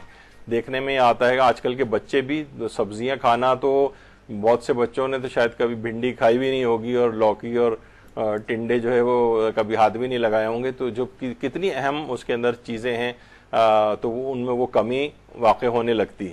اور بعض اوقات ایک دفعہ میں نے پہلے بھی بتایا تھا، جیسے بس مرغی کی جو کھاتے چلے جا رہے ہیں نا، تو کہا جاتا ہے کہ جو انسان زیادہ کھاتا ہے نا اسی کے اثرات اس کے اوپر آنے بھی لگتے ہیں. یا کہا جاتا ہے کہ بس جس طرح مرغی ہر وقت چگنے کے اندر رہتی ہے تو بس وہ بھی ہر وقت پھر وہ بس صرف کمائی کے اندر یا ایک خاص طریقے سے جو ہے وہی اثرات اس کے اندر جو ہے وہ پیدا ہونے لگتے ہیں. تو خیر اپنے ناشتے کو اچھا کرنا چاہیے. دوسرا یہ کہ جو اچھی خصوصیات جن کو ترک کرنے سے اس کو نقصان ہوگا وہ ہے ٹائم مینجمنٹ. اس پہ تو الگ سے شاید ہم کبھی کسی موضوع پہ لے بھی چکے ہوں، لیکن ٹائم اپنے جو مینیج کرنا ہے، یقین کیجئے کہ بہت ساری چیزیں اپنے پرسنل ایکسپیرینسز کے لحاظ سے میں بتا دیتا ہوں کہ مثلا آپ کہیں کہ جب میں ابھی 1 گھنٹہ پڑھ رہی ہوں، اس 1 گھنٹے میں مثلا 10 منٹ جو ہے وہ فلاں چیز پڑھوں گی، 15 منٹ فلاں چیز پڑھوں گی، 15 تو پتہ چلا 3-4 اپنے سبجیکٹس جو ہے نا اس طرح سے ڈیوائیڈ ہو کے 1 گھنٹے کے اندر. یہ تو میں نے ایک مثال کے طور پہ کہا، ورنہ ٹائم اس سے زیادہ بھی ہو سکتا ہے. تو اس سے کیا ہوگا، ایک تو نا آپ کو بوریت نہیں ہوگی کیونکہ اس کے فوراً بعد آپ کا مضمون بدل جائے گا. وہ بچوں میں جو ایک سیسم اسٹریٹ کے نام سے آتا تھا، آپ دیکھتے ہیں کہ وہ چند سیکنڈ بعد وہ چیزیں تبدیل ہوتی ہیں تو بچے کا وہ برقرار رہتا ہے. ورنہ ایک ہی مستقل ایک چیز چل رہی ہو تو اس کا وہ اٹینشن سپین جو ہے اس میں کم ہو جاتا ہے. تو وہ انہوں نے اسی طرز پہ اس کو بنایا تھا. تو یہ آپ اپنے لیے بھی کر سکتی ہیں. بہت سی چیزیں دل نہیں لگ رہا ہے آپ کا فقہی احکام میں 15 منٹ پڑھ کے پھر آپ قرآن کی تفسیر پہ چلے جائیں، حدیث کے اوپر چلے جائیں، اخلاقیات کی کوئی کتاب پڑھ لیں، ان کے الگ الگ نوٹس بناتے رہیں. تو اس سے کیا ہوتا ہے کہ آپ کو بوریت نہیں ہوگی. ایک ہی علم کے لحاظ سے بعض اوقات یہ ہو جاتا ہے ایسا، تو وہ اپنے ذوق اور فکر کے مطابق ٹائم کو اس طرح سے جو ہے آپ ڈسٹریبیوٹ بھی کر سکتی ہیں۔ تو ٹائم کو اپنے کیسے مینیج کرنا ہے، دیکھیے بہت ساری چیزیں تو ایسی ہیں، ایک صاحب مجھے بتا رہے تھے کہ جو وہ اسی طرح کی مینجمنٹ کرتے ہیں، کہتے ہیں مثلا میں جس وقت نہا دھو بھی رہا ہوتا ہوں نا، تو مثلا 15-20 منٹ نہانے میں عام طور پہ لگتے ہیں، جتنے سورے مجھے زبانی یاد ہیں 30-40 کے قریب، وہ میں سارے اس دوران پڑھ لیتا ہوں۔ ٹھیک ہے، بہت اچھی بات ہے۔ یعنی کیا ہے کہ انہوں نے اپنے الگ سے کہاں بیٹھ کے آپ کو 40 سورے پڑھیں گے، وہ نہیں موقع ملے گا آپ کو۔ تو جو بھی آپ کو موقع مل رہا ہے آپ اس کے اندر اس کو اویل کر لیں اس ٹائم کو۔ کہیں آپ ویٹنگ میں ہیں، اس دوران آپ اپنی چیز کوئی ساتھ لے کے جائیں، اس دوران آپ پڑھ لیں، کوئی کاپی ڈائری چیزیں، کوئی بھی کچھ اس طرح سے کہ جو وین میں آنا جانا ہے مدرسے میں، اس میں فلاں چیز ڈسکس کرنی ہے اپنی کسی ساتھی طالبہ کے ساتھ، وہ آپ ڈسکس کرتے ہوئے آ جائیں۔ کوئی چیز پڑھنا اگر ممکن ہے، ویسے چلتی گاڑی میں پڑھنا نہیں چاہیے، لیکن ویسے ہی 2-1 لفظ بھی اگر جملے دیکھ لیے جائیں یا کوئی چیز ریوائز کر لی جائے وہ بھی اچھا ہے۔ یعنی بہرحال ٹائم کو مینیج کریں، ٹائم کو مینیج کریں، بلکہ آگے کے لحاظ سے بھی اس کی جو صحیح پلاننگ ہو۔ آئندہ دنوں میں بھی آپ نے کیا کرنا ہے، آپ کے پاس سالانہ ایک پلانر بھی ہونا چاہیے کہ یہ میرے پاس 1 سال ہے، اس دوران میں نے اس مثلا ظاہر ہے کہ یہاں پہ آپ اتنا زیادہ ٹائم آپ کو عام طور پر نہیں لگے گا، بہت کم طالبات ہوتی ہیں جو طویل عرصے تک مدارس میں بھی پڑھتی ہیں، یہی 2-3 سال آپ کے پاس ہوں گے خالی۔ ان 2-3 سالوں کو آپ نے کیسے گزارنا ہے، اس دوران کوشش کریں توضیح المسائل پوری ختم ہو جائے، اخلاقیات کی چند کتابیں ختم ہو جائیں، ایسی چیزوں کی یہ سب چیزیں مجھے یہاں پر آ جائیں۔ یعنی وہ چیزیں جو عام طور پر ایک زندگی میں انسان کو گزارنی پڑتی ہیں، وہ کم سے کم اس دوران آپ سیکھ لیں۔ تو یہ اس لحاظ سے پلاننگ جو ہے وہ ہے۔ بعض اوقات جیسے میں نے ایک دفعہ پہلے بھی ذکر کیا تھا، ہمیں بھی ہوتا ہے کہ جناب فلاں موضوع پہ ہمیں درس لینے ہیں، یا شب قدر آئے گی، 15 شعبان آئے گی، عید کے ایام آئیں گے، رمضان آئیں گے، فلاں کلاسز اس میں ہوں گی، تو اس میں ہم پورے سال میں اس کی تیاری کر رہے ہوتے ہیں ساتھ ساتھ۔ یعنی بعض اوقات یہ نہیں ہوتا کہ ہمیں کل درس لینا ہے اور آج بیٹھ رہے ہیں اس کے لیے، نہیں، بعض اوقات پورا سال چیز چل رہی ہوتی ہے کہ ہمیں ان موضوعات پہ آگے چل کر لینا ہے۔ تو بہرحال یہ باتیں بہت ضروری ہیں آپ کے لیے۔ اگر آپ نے اپنے پلان نہیں کیا، کوئی پلانر نہیں ہے آپ کے سامنے، کوئی زندگی کا لائحہ عمل نہیں ہے، تو یہ ناکامی کی طرف لے کر جائے گا۔ جو جتنا زیادہ اپنا فائل ورک اپنا رکھے گا، اپنا پلانر سامنے رکھے گا زندگی کا، کیلنڈر کے اوپر مارکنگ کریں کب کون سے دن کیا ہوگا، تو یہ سب چیزیں آپ کو دیکھنی پڑیں گی۔ کیونکہ حضرت امام حسن عسکری علیہ الصلوۃ والسلام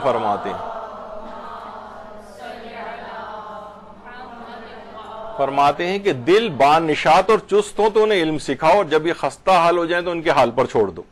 بعض اوقات دیکھیے یہی ہے کہ جب یہ انسان یہ خستہ حالی ہو جاتی ہے ان کی، اور مستقل وہ طاری ہو جاتی ہے، اگر خون کی کمی ہے، وائٹامنس کی کمی ہے، بیماریاں ساتھ لگی ہوئی ہیں، یا اور تو یہ ہر وقت نفس خستہ رہے گا۔ تو دل کو کوشش کریں کہ نشاط آور جو ہے وہ بنائے، تاکہ اس میں علم حاصل کرنے کی گنجائش جو ہے اس میں باقی رہے۔ اچھا، بعض اوقات ابھی آپ نے سنا کہ جو برے دوستوں سے تو خیر پیچھے چھڑانا ہے، بعض اوقات جو ذرا ڈفر ہیں یا پڑھائی میں کمزور دوست ہیں، بہرحال یہ نہیں کہ ان کو اس طرح سے چھوڑ دیا جائے، تو اس میں کہ علم میں کمزور دوستوں کی کمک بھی کی جائے، کوشش کریں، کیونکہ ہمارے 5ویں امام محمد باقر علیہ الصلوۃ والسلام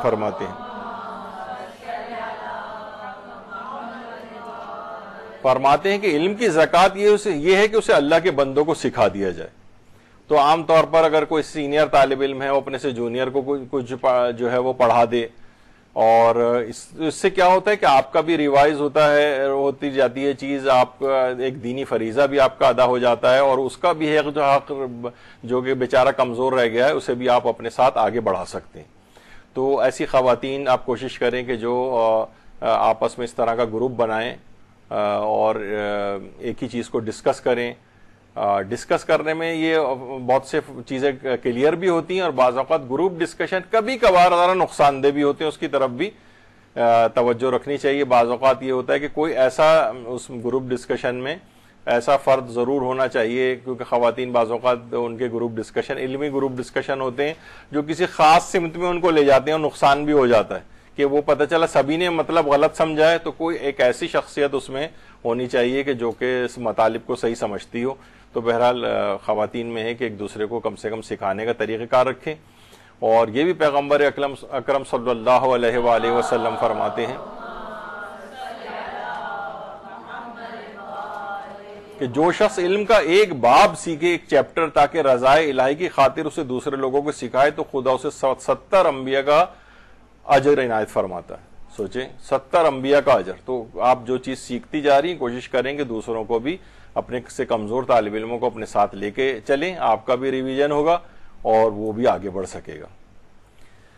ایک اور چیز جو طالب علم کے لیے بڑی نقصان دہ، مختلف بہانوں سے پڑھائی کی تعطیل. مختلف بہانوں سے. ایک تو پہلے ہی دیکھیے ماشاءاللہ ملک کے حالات اتنے اچھے رہتے ہیں، کوئی نہ کوئی ہر وقت تعطیلوں کا مسئلہ رہتا ہے. اس بات کی تعطیل، اس بات کی تعطیل، یہ ہڑتال، وہ چیز، وہ حالات کی خرابی، اور امکان ہے کہ کل کچھ پھوار پڑے گی بارش کی، اس وجہ سے چھٹی لے کے بیٹھ جاتے ہیں لوگ. یا آج کل تو میڈیا جو ایک خاص چیز کریٹ کر دیتا ہے اس طرح سے، تو اس میں کیا ہوتا ہے کہ جناب کل تو بہت بارش کا امکان ہے، تو پتہ چلا آدھی کلاس چھٹی کر کے بیٹھی ہوئی ہے. یہ ابھی پچھلی دفعہ جو کلاس ہو رہی تھی ہماری، جو ذاکرات کی ٹریننگ کلاس، وہ یہاں پر شاید 40 پیر کے روز تھا. انہوں نے باقاعدہ، یعنی میں نے اس بات کو محسوس کیا، بہرحال اب درخواست لکھ کے دی سب لوگوں نے دستخط کر کے کہ ہم اتوار والی کلاس ہمیں چھٹی دی جائے، جبکہ 40 پیر کے روز تھا. لیکن ایک دن پہلے سے چھٹی کی کیا تک تھی؟ مثلا آپ نے اپنی کلاس ضائع کر دی اس دن. چلیں وہ مجبوری کی وجہ جب کوئی پڑھنے کو تیار نہ ہو تو چھٹی تو دینی پڑتی، لیکن اصلا کوئی چھٹی کا جواز نہیں تھا. اسی طریقے سے کوشش کریں کہ آپ بھی غیر ضروری چھٹیاں کرنا، بارش کا امکان ہے تو چھٹی کر لی. تو یہ جو مختلف بہانوں سے جو پڑھائی کی تعطیل ہے، یہ طالب علم، یعنی اگر آپ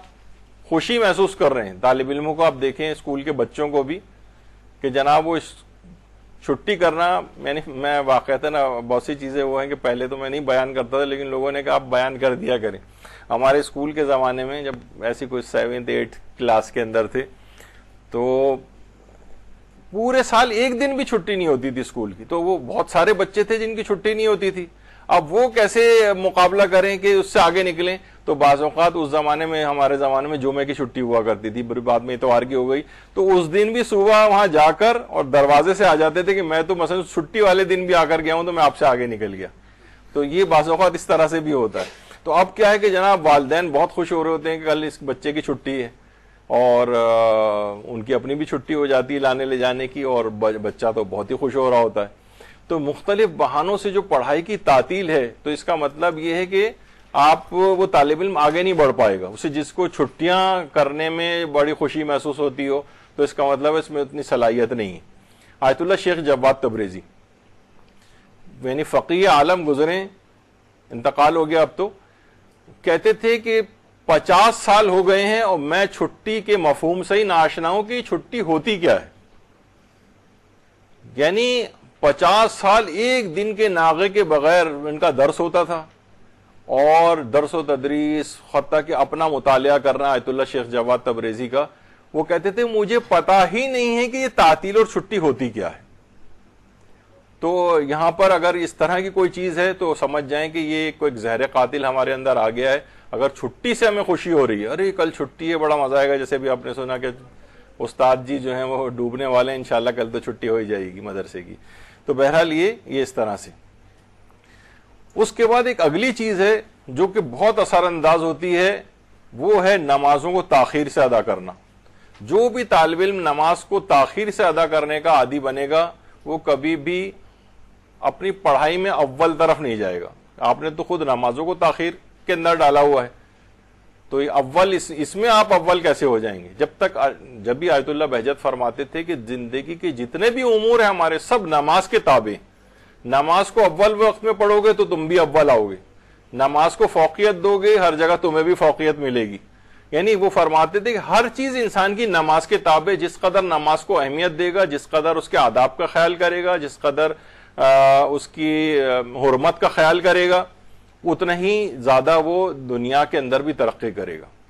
نمازوں کو تاخیر سے ادا کرنا کہا جاتا ہے نا، روایتوں میں آیا کہ نماز کو اول اور آخر، کوئی اول وقت میں پڑھتا ہے، کوئی آخر وقت میں پڑھتا ہے، اتنا ثواب کا فرق ہے جتنا دنیا اور آخرت میں فرق ہے. اتنا زیادہ ثواب کا فرق ہو جاتا ہے. جو بالکل ہمیشہ ٹالتے رہتے ہیں کہ ابھی 5 بجے پڑھ لیں گے، 6 بجے پڑھ لیں گے، ایک تو خطرہ یہ لگا ہوتا ہے کہ ان کی نماز کسی مصروفیت کی وجہ سے قضا ہو سکتی ہے. جو اول اوقات میں نمازوں کے عادی ہوتے ہیں بہت ہی تقریباً نہ ہونے کے برابر ایسا دیکھا گیا کہ ان کی کوئی نماز قضا ہوتی ہے، کیونکہ وہ ان کو، بلکہ زیادہ بہتر یہ کہ جو روایات میں بھی آیا کہ پیغمبر فرماتے ہیں کہ درود بھیجیے محمد صلی اللہ علیہ وسلم،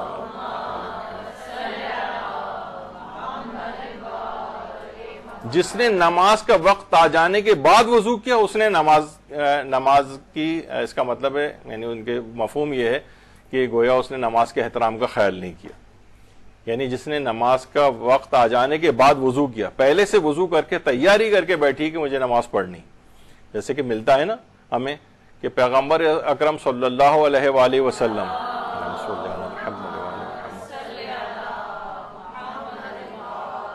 ازواج رسول فرماتی تھی کہ پیغمبر ہمارے درمیان بیٹھے ہوتے تھے اور باتیں کر رہے ہوتے تھے، جیسے ہی اذان کا وقت آتا تھا ایسا کھڑے ہو جاتے تھے جیسے ہمیں پہچانتے ہی نہ ہو، بس اب نماز کا وقت آ گیا، اب کسی کی بات نہیں سننی۔ امام حسین علیہ السلام کو اگر آپ دیکھیں کتنے عاشور کے روز کس قدر جو ہے وہ خوف و ہراس اور قتل و غارت گری اور اس طرح کا تھا، لیکن اس کے اندر اول وقت نماز کی ادائیگی کس قدر جو ہے وہ تھی۔ اور اسی انداز سے امام خمینی کے متعلق بھی ہمیں جو ہے ملتا ہے کہ جناب کوئی پریس کانفرنس ہو رہی ہو، پریس کانفرنس کو آدھا چھوڑ پوری دنیا کا میڈیا بیٹھا ہوا ہے، کہا کہ نماز کا وقت ہو گیا ہے، بس اٹھ کے کھڑے ہو جاتے تھے۔ کتنی اہم ترین میٹنگ اگر ہو رہی ہے، سارے بڑے بڑے آفیشلز بیٹھے ہوئے اور انتہائی اہم ترین موضوع کے اوپر کوئی میٹنگ ہو رہی ہے، اور جیسے ہی نماز کا وقت آ جاتا تھا بالکل اٹھ کے کھڑے ہو جاتے تھے کہ بس اسی وقت بس پہلے نماز ہوگی، اس کے بعد پھر باقی چیزیں ہوں گی۔ تو دیکھیے اسی سے پھر کیا ہوتا ہے، انسان کامیابیاں حاصل کرتا ہے۔ اگر لیٹ کرتے جائیں گے آپ نماز کو کہ ٹھیک ہے وقت وسیع تو ہے، کون سا ہے مستحبی تو ہے، تو بس پھر ٹھیک ہے، وہ پھر آپ کی بھی توفیقات اس لحاظ سے، کیونکہ ہر چیز نماز کے تابع ہے، اسے پرائیورٹی نہیں دیں گے تو پھر آپ کی بھی جو پرائیورٹیز ہیں وہ حاصل نہیں ہوں گی۔ تو حتیٰ کہ بیماری کا دور ہوتا تھا اس کے اندر بھی اول وقت نماز پڑھتے تھے، کینولا لگے ہوئے ہیں، حتیٰ کہ اور بھی کتنی ویڈیوز ان کی ہیں کہ جناب لوگ اٹھا رہے ہیں، بٹھا رہے ہیں اور لیٹ تک کے نماز پڑھ رہے ہیں، کبھی بیٹھ کے پڑھ رہے ہیں، کبھی سہارے کے ساتھ پڑھ رہے ہیں، لیکن کسی بھی وقت نماز کا جیسی وقت آتا تھا، بلکہ ایک دفعہ وقت کافی ڈیلے ہو گیا تھا اور امام خمینی غنودگی میں تھے، دواؤں کے اثر میں تھے، تو انہوں نے باقاعدہ اس کے بعد اس شخص کو ڈانٹا کہ جب تمہیں پتا تھا کہ نماز کا وقت آ گیا تو مجھے اٹھایا کیوں نہیں؟ اس نے کہا کہ آپ کی طبیعت ٹھیک نہیں تھی، آپ ابھی سوئے تھے، لیکن انہوں نے اس حضور کو قبول نہیں کیا تھا۔ بیماری میں بھی کہا کہ نہیں مجھے اول وقت میں نماز پڑھنا ہے۔ تو پھر یہ تو فوائد ملتے ہیں نا جب آدمی تھوڑی سی، کیونکہ دیکھیے ہمیشہ کامیابی حاصل کرنے کے لیے ہم نے پچھلی دفعہ بھی کہا تھا کمفرٹ زون سے باہر آنا پڑے گا۔ اگر آپ اسی عیش پرستی میں، اسی تن آسانی کے اندر اگر آپ رہیں گی تو کبھی بھی کوئی مقام اچیو نہیں کر سکتے۔ یہ جتنے بھی ہوتے ہیں، مثلا ملتا ہے کہ جناب وہ جہانگیر خان جو تھے ہمارے اسکواش پلیئر جو تھے، وہ 8-8 گھنٹے تک دیوار کے اوپر وہ بال مارتے رہتے تھے، تو لوگ کتنا کہتے ہیں بھائی ظاہر ہے پھر وہ اسے پتہ نہیں 100-150 مرتبہ پتہ نہیں کتنے، مجھے عدد یاد نہیں کہ اتنی چیمپئن شپ انہوں نے جیتی۔ تو وہ یعنی کیا ہے، ظاہر ہے جب آدمی جو ہے 8 گھنٹے تک بال دیوار پہ مارے گا تو وہ کتنا پسینہ اس کا نکلے گا۔ کمفرٹ زون سے باہر آنا پڑے گا کامیابی کے لیے۔ یہ جو عیش پرستی کی جو چیز ہو گئی ہے نا، اس میں کبھی بھی ہم چاہتے ہیں کہ ساری اے سی بھی ہو اور اس میں بیٹھے رہیں اور بالکل ہمیں جو ہے کوئی پریشانی بھی نہ ہو اور ہم علم بھی حاصل کرتے جائیں، پاسبل ہی نہیں ہے۔ جب تک کہ آپ اپنے آرام کو چھوڑ کر، ابھی بھی دیکھیں ظاہر اتوار ہے، گھر پہ لوگ آرام سے دیر تک سوتے بھی ہیں، سب کچھ ہے، لیکن آپ اس کمفرٹ زون کو چھوڑ کر آئی ہیں تو کچھ آپ کو حاصل ہوگا۔ گھر پہ بیٹھی رہتی ہیں تو آپ بھی ٹی وی کھول کے ادھر ادھر دیکھتی رہتی ہیں اس کو ان ٹائمنگز میں بھی۔ تو بہرحال یہ ہے۔ اچھا، ایک اور چیز ہے جو طالب علم کے لیے کہا جاتا ہے کہ یہ نقصان دہ ہو جاتی ہے، وہ ہے بہت زیادہ لوگوں سے مشورہ لینا۔ حضرت امیر المومنین علی ابن ابی طالب علیہ الصلوۃ والسلام فرماتے ہیں کہ جب رائے کی کثرت ہو جاتی ہے نا تو حق بات اس میں چھپ جاتی۔ بہت سے دیکھا ہے ہم نے طالب علموں کو، اس سے مشورہ لے رہے ہیں، اس سے مشورہ لے رہے ہیں، اس سے مشورہ لے رہے ہیں، ہر وقت بس وہ مشورے میں ہی کھو کے رہ جاتے ہیں، انہیں سمجھ میں نہیں آتا کہ ہم کس طرف جائیں۔